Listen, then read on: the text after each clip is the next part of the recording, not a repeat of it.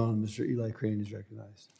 Thank you, Mr. Chairman, for holding this very important hearing today. And I want to thank you guys for all coming to testify. I'm pretty new to Congress myself. I represent Arizona's 2nd congressional district, which is about 53% of Arizona. To start to educate myself on this very important issue, over the last couple of years, I've visited timber sales within the district. Just recently outside of Flagstaff, I went and saw a controlled burn, which was very impressive, the professionalism at which you guys were handling that. I also just went to the new sawmill outside of Flagstaff. I was also very impressed with that operation. We've gone to the Ecological Restoration Institute at NAU. My entire staff went there so we could learn more about this issue. And it is a very serious issue. I've had a lot of people in the district tell me they've been very concerned this year with the lack of moisture that we've got. And they feel like we're in a vulnerable situation, and we also have a couple fires right now burning in the district. Mr. Chapman, I want to start with you, and thank you for coming, sir. I want to thank you for what you do for Arizona, Northern Arizona communities. As you know, my district includes several areas prone to wildfires, including the Kaibab, the Coconino, Apache Sitgraves, and Tonto National Forests, which are all part of FORFRI. I've seen firsthand the work that is required to properly manage our forests and conduct hazardous fuel treatment. Like I said, I recently went to the new sawmill just outside of Flagstaff, which has already been instrumental in supporting thinning efforts, and I was proud to see how Northern Arizona is more than capable of meeting goals in President Trump's executive order. Mr. Chapman, can you speak to the impact of proactive fuel reduction efforts and how you've seen forest thinning as effective management strategy? We see it every single day.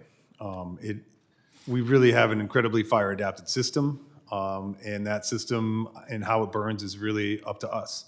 And the collaborative process that we've established in Flagstaff allows us to, most days, turn a bad fire into not a big deal that you don't hear about because of those fuel treatments that we've done in the woods, because of the collaborative process.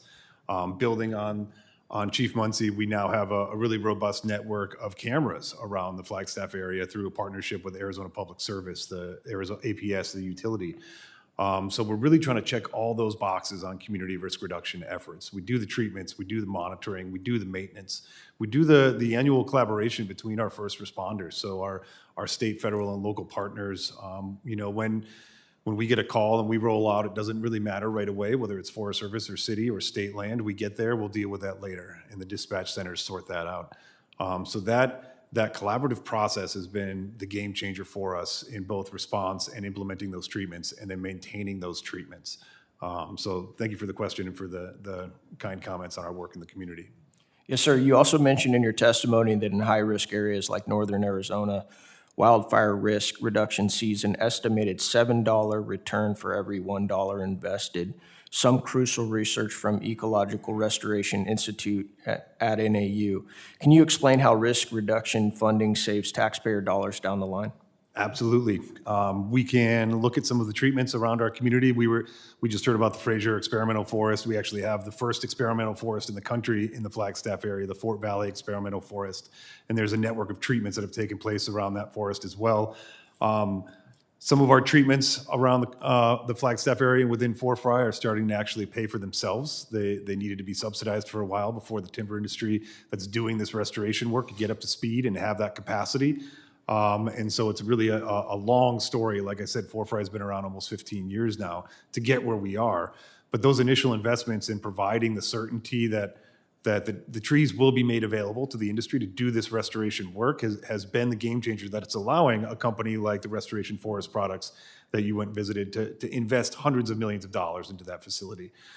So when we actually see per acre boots on the ground, if we're spending, the NEPA, the management, the oversight, all of that work on the federal side, for every dollar that we're seeing of partners go into those projects, we're estimating, and I think it's probably a fairly low estimate because there's all these costs that we just can't calculate, that if we can prevent a $15 million fire with a couple $1,000s worth of subsidies for our treatments, then we're avoiding significant costs and we're staying in a positive space. Yeah. I know that ponderosa pines are not considered the most valuable timber in the country. And I've talked to constituents and also industry leaders who say that one of their biggest challenges in bringing in private investments to help us deal with some of the fire mitigation efforts is that the Forest Service often doesn't extend them very long leases. So many of them won't come in because the investment just doesn't pencil out. They don't have a long enough access to these forests and to the timber to make their investment pencil. I wanted to get your thoughts on that, if you've heard of that being a problem as well, and if so, what you would like to see from the Forest Service. Contracting is challenging. How we make sure that we take care of all of our loggers is very important for us. So we may have a family business that a long-term supply over 10 years to them may be 20,000 acres. We've got to make sure they get taken care of. At the same time, we have a big business coming in where a 10-year supply to them might be 200,000 acres. So how do we make sure that all of our workers in this space are being taken care of is challenging. And, you know, I think one of the big lessons of Forefry is that a large contract was offered in the early days and it wasn't successful.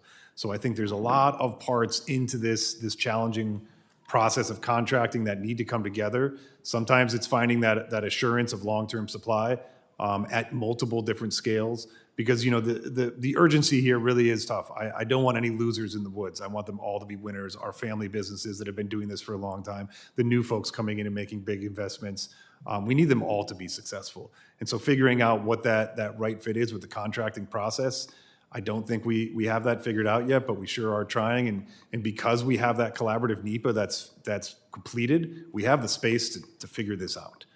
So we're in a good position. Mr. Chairman, will you allow me one more question? I will. Thank you. Be quick. Can you talk really quickly about grazing and how that can affect fire mitigation? Targeted grazing, we talked about this in the Wildfire Commission report. It can play a really important role in providing that surface fuel reduction. The opportunity to go into these strategic areas where we know there's these fire pathways where the fire is going to move quickly through these areas. We've done the thinning. We've reduced that crown fire risk.